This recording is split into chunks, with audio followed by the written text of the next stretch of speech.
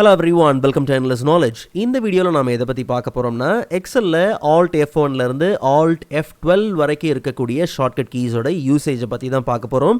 So உங்களுக்கு இந்த வீடியோவில் உள்ள கண்டென்ட் எல்லாமே புரியுதுன்னா மறக்காமல் லைக் பண்ணுங்கள். அண்ட் அதை விட ரொம்ப முக்கியம், இதை பற்றி தெரியாதவங்களுக்கு கண்டிப்பாக ஷேர் பண்ணி விடுங்க. அண்ட் நீங்கள் இன்னுமே சேனலை சப்ஸ்கிரைப் பண்ணாமலே பார்த்துட்டு இருக்கீங்கன்னா மறக்காமல் சப்ஸ்கிரைப் பண்ணுங்கள். அண்ட் சப்ஸ்கிரைப் பண்ண கையோட பக்கத்தில் இருக்கக்கூடிய பெல் ஐக்கனை கிளிக் பண்ணி ஆல் நோட்டிஃபிகேஷன்ஸை மறக்காமல் எனேபிள் பண்ணிக்கோங்க.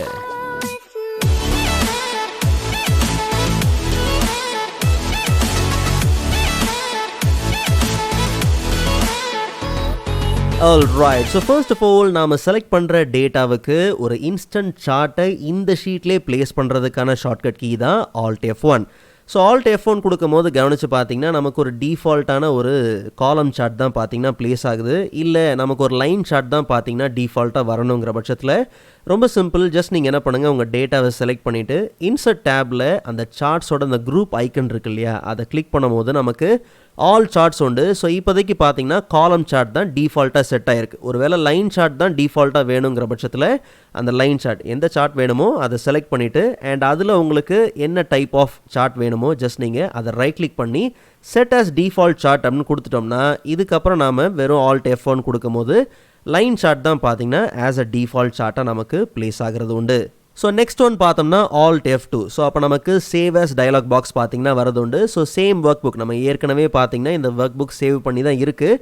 ஸோ மறுபடியும் பார்த்தீங்கன்னா டூப்ளிகேட்டாக சேவ் பண்ணணும் இல்லை வேறு ஃபார்மெட்டில் சேவ் பண்ணணுங்கிற பட்சத்தில் அப்போ நீங்கள் தாராளமாக அந்த சேவ் ஆஸ் டயலாக் பாக்ஸை சேவ் ஆஸ் ஆப்ஷனை லான்ச் பண்ணிக்கலாம்.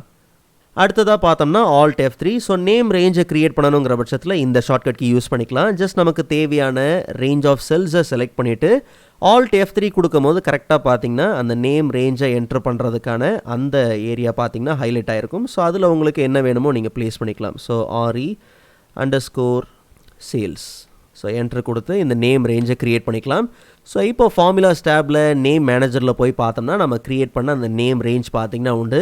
ஸோ நேம் ரேஞ்சை எப்படிலாம் யூஸ் பண்ணலாங்கிறதுக்கான ஒரு வீடியோ ஏற்கனவே அப்லோட் பண்ணியிருக்கேன். ஸோ நீங்கள் அந்த வீடியோ பார்க்கலங்கிற பட்சத்தில் அந்த வீடியோக்கான லிங்க் நான் டிஸ்கிரிப்ஷனில் கொடுக்குறேன். கண்டிப்பாக நீங்கள் செக் பண்ணி பாருங்கள், யூஸ்ஃபுல்லாக இருக்கும்.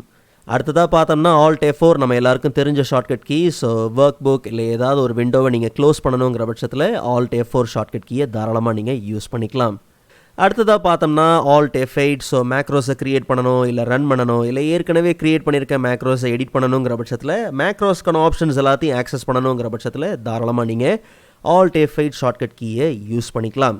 ஸோ நெக்ஸ்ட் ஒன் பார்த்தோம்னா Alt F10. So selection panel பார்த்தீங்கன்னா பாப்பப் ஆகும். ஸோ நம்ம இன்சர்ட் பண்ணியிருக்கிற ஆப்ஜெக்ட், ஐ மீன் சார்ட்டாக இருக்கட்டும் பிக்சர்ஸாக இருக்கட்டும், இது எல்லாமே ஆப்ஜெக்ட் தான்.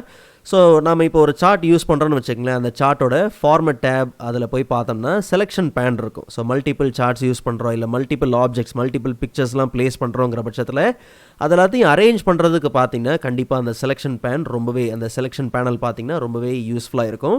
ஸோ அதை பாப்பப் பண்ணுறதுக்காக இருக்கக்கூடிய அதை கொண்டு வரதுக்கான ஆப்ஷன் தான் Alt F10. ஓகே, ஸோ ஏற்கனவே இங்கே 2 பிக்சர் பார்த்தீங்கன்னா அதை ஹைட் பண்ணி தான் இருக்குது. ஓகே, ஸோ இப்படி உங்களுக்கு ஏதாவது ஆப்ஜெக்டை ஹைட் பண்ணணும் இல்லை அன்ஹைட் பண்ணணும், ஸோ அந்த மாதிரியான ஆப்ஷன்ஸ் எல்லாமே பார்த்தீங்கன்னா இங்கே இருக்குது. ஸோ இப்போதைக்கு இந்த பிக்சர்ஸ் ரெண்டுமே எனக்கு ஹைட் பண்ணி தான் தேவை. ஸோ அதை ப்ளேஸ் பண்ணிவிட்டு Alt F10 கொடுத்தாலும் சரி, இதை க்ளோஸ் பண்ணிக்கலாம். மறுபடியும் உங்களுக்கு ஏதாவது ரீஅரேஞ்ச் பண்ணணுங்கிற பட்சத்தில் Alt F10 கொடுத்து செலெக்ஷன் பெயினை நீங்கள் லான்ச் பண்ணி அரேஞ்ச் பண்ணிவிட்டு அண்ட் தாராளமாக நீங்கள் அதை க்ளோஸ் பண்ணிக்கலாம்.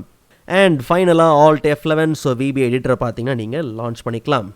ஓகே, ஸோ நீங்கள் இன்னும் மற்ற எக்ஸல் ஷார்ட்கட் கீஸ்க்கான வீடியோஸ்லாம் நீங்கள் இன்னும் பார்க்கலங்கிற பட்சத்தில் அந்த வீடியோஸ்க்கான லிங்க்லாம் நான் டிஸ்கிரிப்ஷனில் கொடுக்குறேன். கண்டிப்பாக நீங்கள் செக் பண்ணி பாருங்கள். ஸோ நெக்ஸ்ட் வீடியோவில் அதை விட இன்ட்ரெஸ்டிங்கான டாப்பிக்கை பார்க்கலாம். அதுவரை காத்திருங்கள்.